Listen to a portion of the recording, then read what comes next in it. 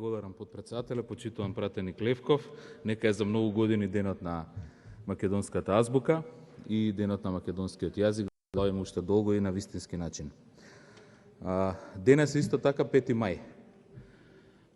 Знам дека не сакате да се подсетувате на минатото, меѓутоа 5 мај 2015 година, пред 7 години, во јавноста излегоа разговорите поврзани со обидот за прикривање на убиството на Мартин Нешковски.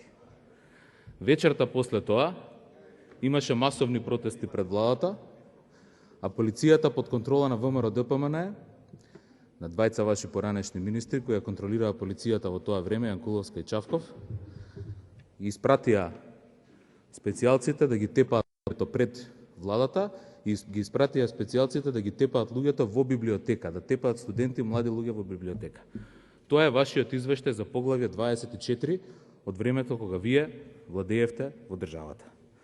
Денес е многу поразлично и покрај сите проблеми системот се справува со овие случаи на вистински начин како што треба. По прв пат кај нас во Република Северна Македонија се извршени и конфискации и заплени на нелегално стекнат имот по прв пат во историјата на државата. Сите овие проблеми кои што ги наведувате, ние со месеци се обидувавме и се обидуваме да ги решиме на вистински начин, по толкување на судот и доколку се потребни законски измени, сме спремни да ги направиме законските измени и да видиме како ВМРО-ДПМН ќе се постави кога ќе дојдат законските измени за подобро и поефикасно конфискување на имотот пред пратениците и да видиме како вие ќе гласате во кога ќе дојде ред за тоа да се гласа. А во однос на животната средина, би сакал да ве прашам, зошто градоначалниците на ВМРО-ДПМН, ќе наведам 3 општини, зошто ги блокираат проектите финансирани од ЕУ, што треба да се направи подобро и поефикасно управување со отпадот и заштита на животната средина.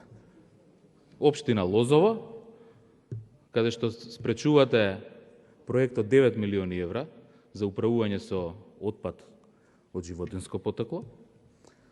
Свети Николе, 40 милиони евра, каде што треба регионално да се управува отпадот. Градоначалникот на општина Свети Никола го спречува. И општина Битола, каде што се уште не сакате да направите ништо во врска со финансирањето на реконструкција на канализацијата.